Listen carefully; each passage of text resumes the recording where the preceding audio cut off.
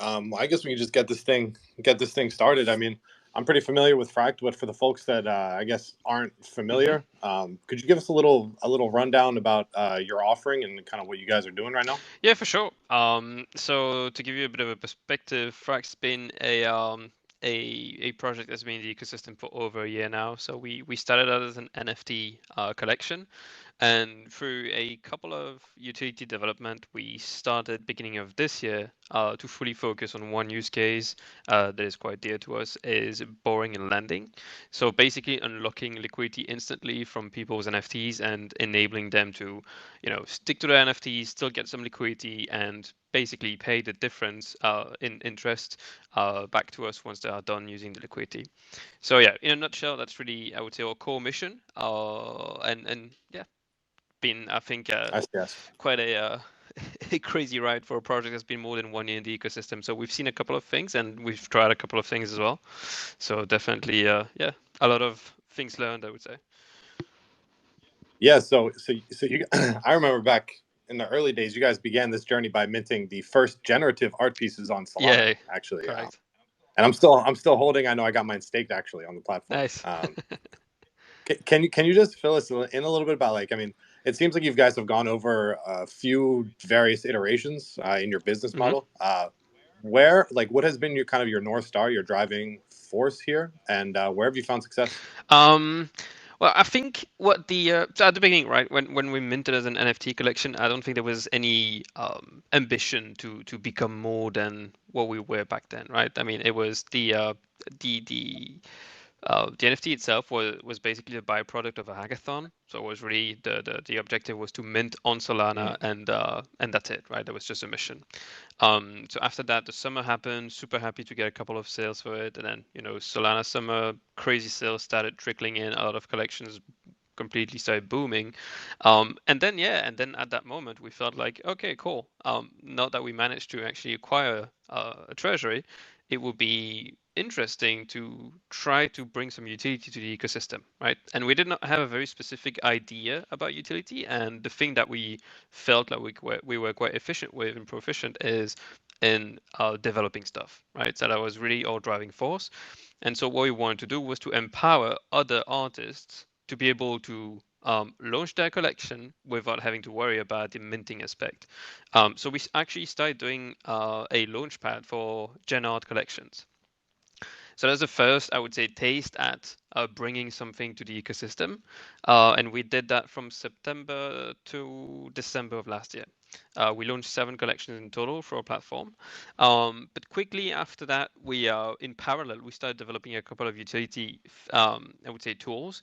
And in October of last year, we launched staking for NFTs. So the thing that everybody knows today, stake your NFT, get SPL tokens in exchange, and so on. It's actually, I think we're the first ones to do it in Solana. And so that was really, at that moment we really realized, okay, cool, we can actually, uh, you know, you can do a lot of things with NFTs, right? And that started driving us in developing more and more things in that regard. And the next thing that we had actually right now is Breakpoint Lisbon, and last year at the same moment it also was the first iteration of that. We actually kick-started fractionalization back then. So that was for us like the big thing to unlock liquidity, right? So for the audience, for people who don't know what fractionalization is you basically take an NFT and you break it down into SPL tokens, right? So the NFT is safe in a vault. Nobody can change it unless all the SPL tokens are claimed in exchange for the NFT. So for us, it was a way for people to have access to new ways of liquidity for NFTs. They did not have to sell the full piece. They could basically sell fractions of it, and you know, um, and actually, as good as we thought the product was, and as good as the technology is, because it works, there was no traction whatsoever. There was a bit of attraction. People would just use it for different use cases, but there was no really attraction in terms of use it to get more liquidity, simply because it was very tricky to achieve, right? Because when you do fractionalization and you want liquidity, you kind of need liquidity as well to start with to make it Mm. flowy and to build a market and provide both sides of the equation when you want to do market making, right? So did not really fit, I would say, everyone's needs at that moment.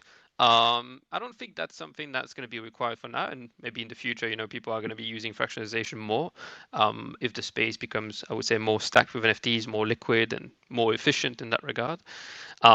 So yeah, so after that, we actually beginning of this year, then we started touching on the use case that we're still doing today, which is full NFT liquidity. So we picked up with fractionalization. That's something that we wanted to solve.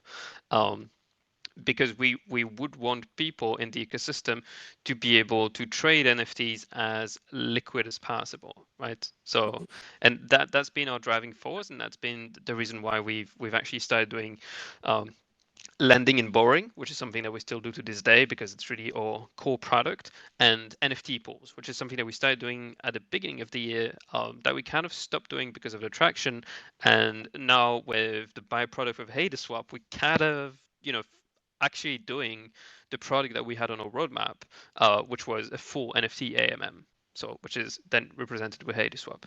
So I would say that's quite of a long introduction, but that's kind of what we do and what we're going for. And that's an awesome journey too. Awesome to hear that you guys are like always kind of iterating and refining your product and looking for that right kind of market fit. Super important. Yeah, Not every group does that in space. no, indeed, and I think it's we learned a lot of things right through the way through all these I would say phases, and uh, definitely made us stronger as a project. Definitely, we went through very challenging phases. I mean, not gonna lie, some of the phases we were very much okay. Well, let's find something that we actually really like. Let's find something that the community finds use in, and then we can push forward. So yeah, very happy for that journey, and it's always a pleasure to look back and see all that has happened, especially now with Breakpoint's anniversary. It's really been more than a year that we've been in there, and it's crazy to see how it has evolved, the ecosystem as a whole, and where we are today, and definitely something we would not have been able to predict. For sure. And I remember when you guys launched that fractionalization service, I think I still have one of those test fractionalization NFTs that you got Yeah, around, I with think, Jordan. last year for last Breakpoint. Yeah. With Jordan. Exactly. Jordan on the bull. Um, Was it? No, that was a horse. Sorry. Yeah. it's definitely still got that one. Which, I think the fractionalization of NFTs, like from I guess, a governance perspective, like I do a lot of work with DAOs and I see a ton of potential use cases and utility there. Kind of surprised it didn't have traction as Yeah. well. But I guess that kind of leads us to where we are now with your offering. Yep. Um, and I'm just like curious a little bit. Can you explain some of the, I guess, different ways that users can leverage your protocol to obtain loans on their Yeah, NFTs for sure. and like how that brings value to them? Yep, absolutely. So the idea is the concept is quite simple, right? Is if you hold an NFT that is whitelisted on a platform, you can go to a platform with that NFT, you open up the site, and you basically go and borrow against the NFT. Now, depending on the liquidity of the collection itself, is it a blue chip? Has it been established? Is it a new collection that just popped up? So still kind of into the price discovery phase. Depending on that, you will have a different risk accepted by your protocol to issue liquidity directly to you. The way we do things is so as opposed to, for example, peer to peer, where you have to kind of have someone that matches your demand to have really a peer to peer agreement and you get liquidity for the NFT that you provide. Here, the whole liquidity is from the protocol. So it's automated and it's instant. So you go there, it's pre-whitelisted. We know that a collection you're going to get 50%, 40%, or 30% of the floor price. You will get that, and then you have to accept the terms, right? So depending if it's 7 days, if it's 14 days, that's for one of the products. So these are the flip loans. You will have a specific interest rate to pay, right? So let's say you go through, you click confirm, you've got your loan ready, you've got the money sent to you instantly in Sol. You can do as you please, right? And you've got, let's say, 7 days to reimburse.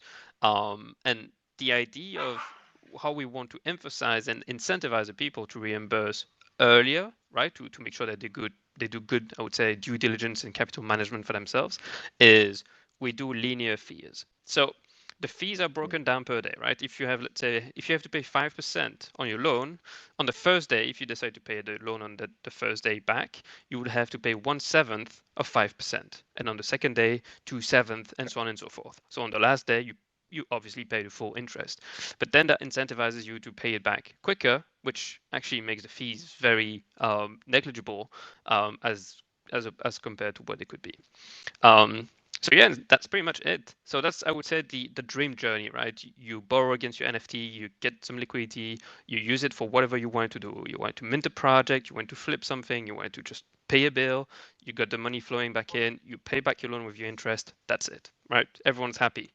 What happens sometimes is, well, either you completely forget that you actually took a loan with Yeah. us, or you don't have the liquidity at the key moment. Then what happens if you go past, let's say, the 7 days mark, if you took a loan for 7 days, is you go into grace period. So that is 24 hours during which you still have time to pay back your loan. You have to pay a penalty on top of it, because you are beyond, the agreed on date. But that moment is still for you to pay back the loan and not get the NFT into liquidation. If during that day you're still not available, or you just don't care, you don't pay attention, okay, fair enough. After 24 hours, your NFT goes into liquidation. Um, Liquidation is a process that is important to understand for people, because it's actually how a lending protocol like ours stays liquid and solvent, right? Because if we, let's say we default so many NFTs for people that don't honor their payback, we would be basically ending up with a lot of NFTs on our lap with no liquidity, which then makes us very inefficient in a protocol that is supposed to give you instant liquidity and so, right? Um, and how we do liquidation is basically we have a mechanism with FRAKT and Gnomi's holders. So if you own either or both of them, you do have raffle tickets. And how the raffle systems work is multiple people can bet on the NFTs that get liquidated, and multiple people can win for these raffles, which implies that, let's say, for one NFT you may have 5 winners. It's a first come first served basis on whoever pays it first, because we want to make sure NFTs get liquidated, so we create a rush to buy for the holders. And by doing so, we've actually, whenever we go into liquidation, we most of the time liquidate an asset within 2 to 3 minutes after being into liquidation, which helps us, of course, retrieve the liquidity and stay solvent, because we sell the NFT at a very reduced price. Yeah. And that's key, right? Because a lot of people say, oh, okay, you got the NFT, and then what, you're going to go floor it on Magic Eden? It is one of the solutions, but it's not a preferred solution for one reason. I mean, multiple reasons is, well, it does not benefit anyone really, right? On top of that would be flooring an NFT, which is, it doesn't bring any specific value to us. We don't want to go into liquidation. We just want to stay liquid. And by doing that, we also don't make any profit off of the value of the NFT, because we still sell it at a reduced price compared to the floor price. And it just benefits our audience, or community, because they get NFTs that are cheaper than they would be on the floor price. And next to that, we don't impact the collection either, because then people collect NFTs. Yeah, very interesting. And all this, like, I mean, this leads me, I guess, to a couple questions I have from that explanation. You had mentioned like flip Yeah, loans. I also know that you guys have perpetual loans. Can you give us correct. a high level, just like a clarification or difference between these two Yeah, offerings? absolutely. So flip loans, as the name indicates, is I would say more short term, right? Depending on the collection, it's either 7 days or 14 days. Terms are agreed upfront, and that's it. You get your liquidity, and there's not much from that. The LTV is pre-agreed on due to the whitelisting process. Now, if we go to the perpetual pool, as its name indicates, the perpetual is equivalent to opening a credit line against your NFT. So the idea here is you don't borrow against an NFT for a set period of time. You borrow against your NFT because it retains a certain value. So let's say you have an NFT you want to borrow against. Let's say I want to borrow against an SMB. I go there and I want to borrow on a perpetual because I need the liquidity, but I know that I'm going to need it for more than 14 days. So I go there. I know the floor price of SMBs is relatively stable. I'm borrowing for 40% of the value or 35%. I decide that myself. And depending on the amount that you borrow, you have a certain amount of interest that you will have to pay over time. But you open up the credit line, you have your liquidity. Then what happens is the only thing you have to pay attention to is make sure the floor price of the NFT you borrow against does not drop so drastically that you may be into a margin call area, right? It's as if you long or you short a market with leverage, right? If your position gets too squeezed out and you get into that margin call, and you have to kind of top up your balance. Same thing here, right? If the floor price dips so much, you will have to put liquidity up to make sure that you stay afloat in regard to the health of your loan. And the advantage of this is actually you can borrow for longer time periods. It works quite well, when you borrow against, DGAs, SMBs, and NFTs that are, I would say, blue chips, relatively stable as well. And by doing so, as a borrower, you have the liquidity to do as you please on the side, and that is more targeted at people that may want to still borrow against NFTs, but maybe for a longer term play.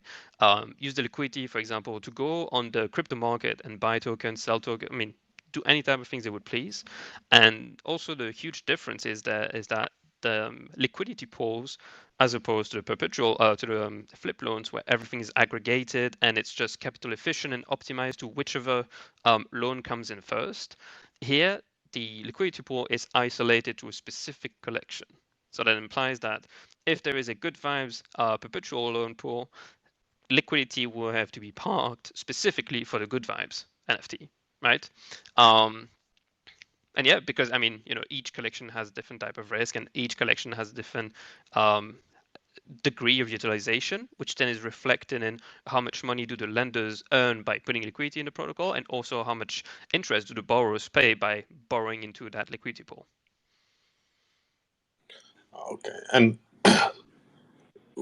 how is I'm curious, and I know I've seen some of those around in the graphics and everything like that, and you name dropped a little while ago. How is Pawn Shop Homies integrated with you guys? Yeah. Okay. So actually, Nomies and us, it was a very interesting thing to do for the ecosystem, because it was actually, I think, the first merger from two projects on Solana.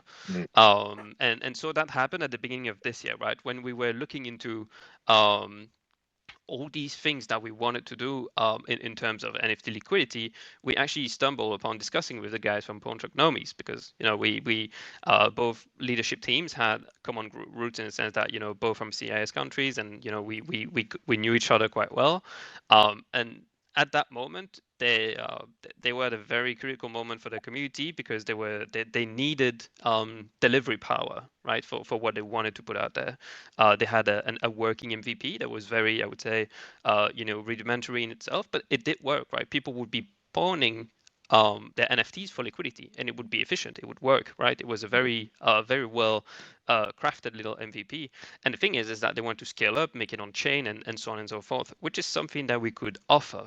So what we did is we merged the two projects. So we took on as FRAKT the I would say the lead into developing and making sure that the product would be developed on chain and scaled up. And we then merged also our communities, which in retrospect, and I mean, at that moment we knew it was something good, but now in retrospect we can really assess how good of a move that was for us, because now we've actually reinforced our community with a lot of very valuable people that come from very different perspectives, very different horizons of life, and they've brought so much value to the team itself, because we've reinforced the team with people from the Gnomies, and we've also reinforced the community from key players from the Gnomies as well. So for us, it was really a way to solidify that position on the NFT liquidity, market aspect and angle. For sure, and I love Pawn Shop Homies when they launched. I think what they were trying to build was super novel, and needed the space and very forward looking. It's awesome to hear that you guys pulled off a merger like that. Now you don't hear about that in a lot of space. Indeed, and it was super exciting, right? And it was indeed, after discussing with them, we came to indeed the realization that we would both greatly benefit from this. So everything was then merged, and it was a lot of, I would say, a lot of back and forth, a lot of discussion, because you are merging two NFT collections. You're merging two NFT collections with different promises that were made to each one of them, with different communities, with different. I mean, even here, the size of the NFT collection was different. The perks were different.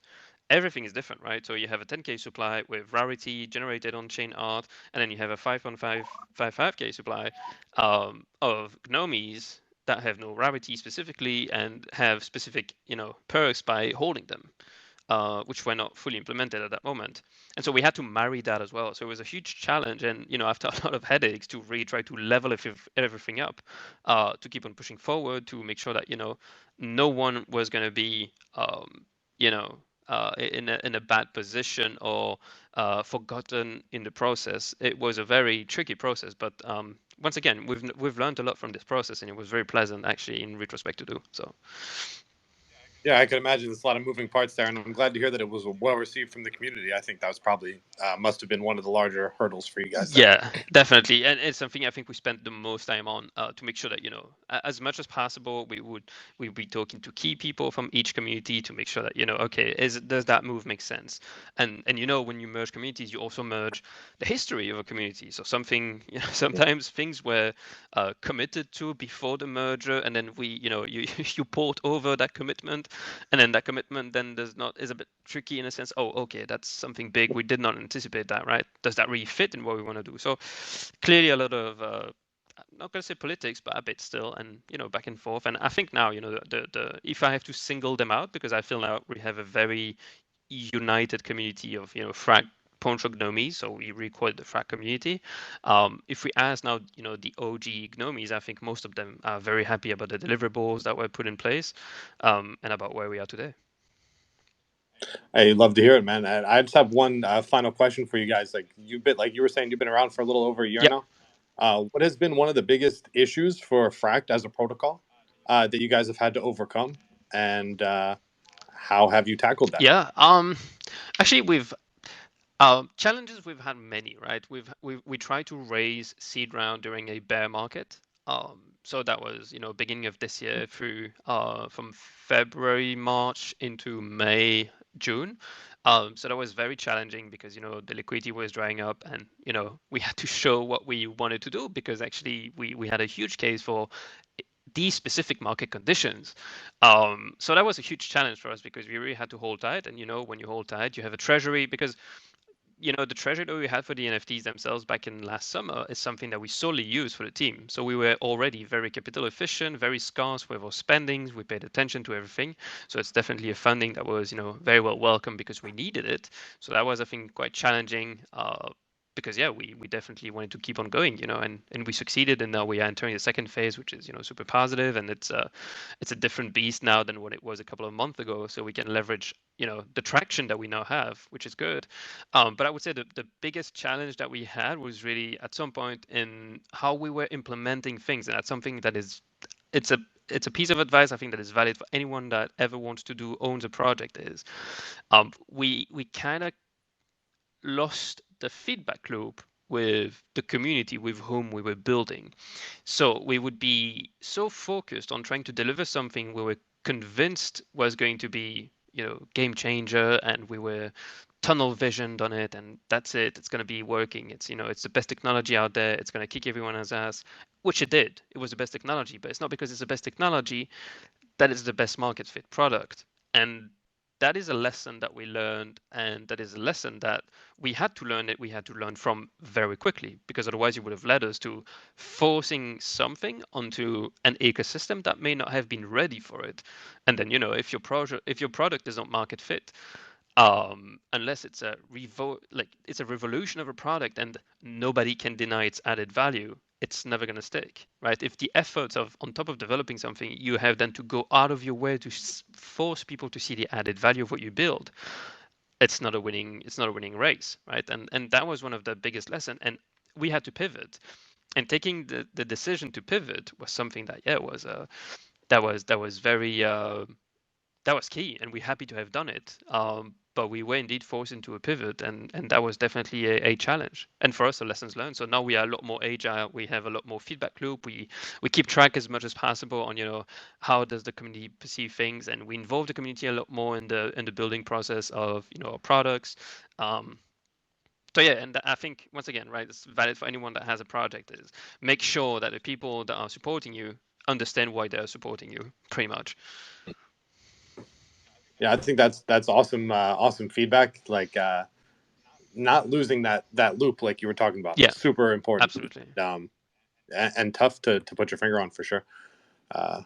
So I guess I lied about. I do have one final follow up question here. What can we expect from you guys from FRAKT? I would say over the next maybe 90 days and over the next year. Yeah. So over the next 90 days, definitely you can expect from us we're definitely revamping a lot of things with protocol in terms of look and feel. So purely, attracting and shaping things differently and but most importantly introducing features that I think are going to be alleviating a lot of questions and feedback that people had. And most of the time is, since we do peer protocol loans, the question is, okay, you guys do this mechanism, it's automatic, you get instant liquidity, but um, can I have a higher LTV on my loan, right? And right now, because of how the protocol is, it's something that we always kind of couldn't to a degree, and that's definitely something that will be possible in the future. Now, explaining exactly why and how, that's something I'm not going to spill right now, but the technology underlying it is extremely solid, and the reason why we decided to also take the challenge of developing Hades Swap is very much aligned with what we want to build in the future. And combined to this, definitely, cool new features to make sure that people can squeeze the utility that they have sitting in the wallets even more easily than they do today, with less thinking and more pre-formatted solutions and proposals. That's one way to put it without fully spitting the whole thing. And yeah, beginning of next year, we're probably going to be doing the IDO once the strategic round is over. So that's for the next 90 days. And yeah, for the next year, let's put it that way. One chain is not enough. Okay, alpha drop Yeah. here. Some bunch of alpha in there, actually. Yeah, I think so. I'm not sure if a bunch of folks realize that you guys are the masterminds or the builders behind Hades, but definitely one of my definitely a nice little tidbit of knowledge that we have there. Does anybody? So yeah, I'm like, thank you so much for taking the time to answer all the questions I had here. I guess I want to open it up for anybody listening. If they have any questions that they want to ask, just raise your hand, and I'm monitoring the Good Vibes Discord for any questions here. We'll just give it a couple minutes. You got any questions for me in the meantime? I mean, we're super excited to partner with you guys and roll out these loan offerings for our holders. I think it's going to really help unlock some liquidity for our supporters, and at the same time, really expand the community. So.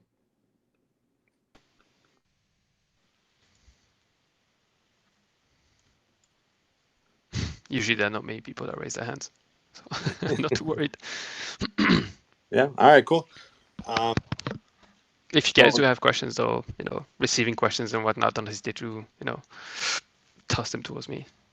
Yeah, sounds good, man. I'll be sure to hit you with them on the side. All right. Well, appreciate you taking the time, man. This space was recorded, so be able to look back on it, and I'm definitely going to listen again for any type of alpha that I might have missed. I feel like there was a good bit in there, so. But appreciate it, man. Thanks.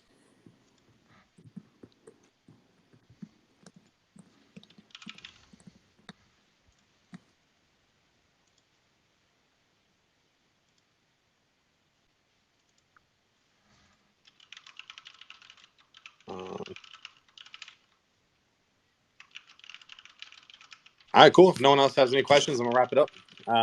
Rar, FRAKT, thanks for coming up, man. Appreciate it. Oh, he said he's having voice issues here. Yeah, no problem. Can you hear me still? Hello? Yeah, I can hear you. Can you hear me?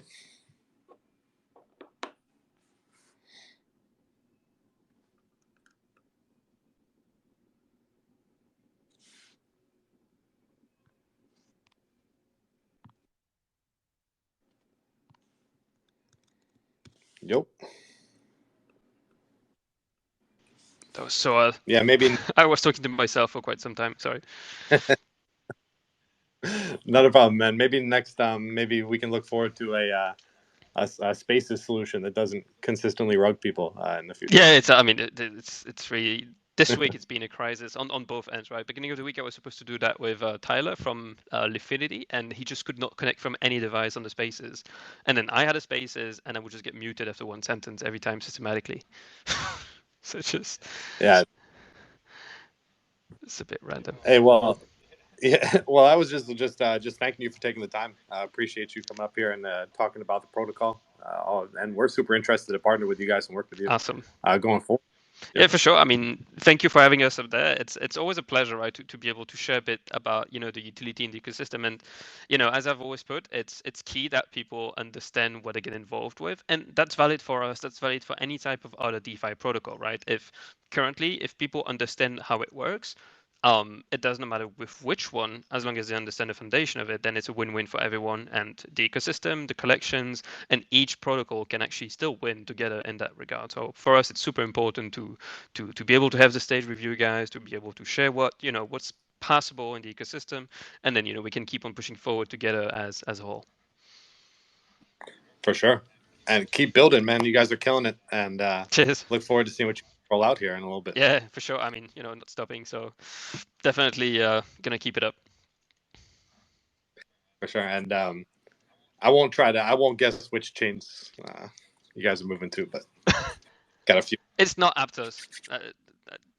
Before anyone All thinks right, it's cool, not good that one. stuff. All right, good. Love to hear it, man. That's amazing. All right. All right, cool. Well, have a nice day, man. I appreciate you taking the time. And if I get any other questions, follow-up questions from the Good Vibes Discord, I'll be sure to let All you know. right, sounds good. Perfect. All right, thank you guys All for right. coming up. Have a good one. Yeah, peace, man.